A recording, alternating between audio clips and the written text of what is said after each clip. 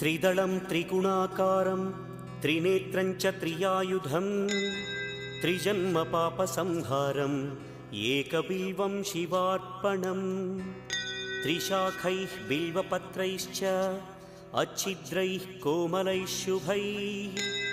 तव पूजां करिष्यामि एकबिल्वं शिवार्पणम् कोटिकन्या महादानं तिलपर्वतकोटयः काञ्चनं शैलदानेन एकबिल्वं शिवार्पणम् काशीक्षेत्रनिवासं च कालभैरवदर्शनं प्रयागे माधवं दृष्ट्वा एकबिल्वं शिवार्पणम् इन्दुवारे व्रतं स्थित्वा निराहारो महेश्वर नक्तं हौष्यामि देवेश एकबिल्वम्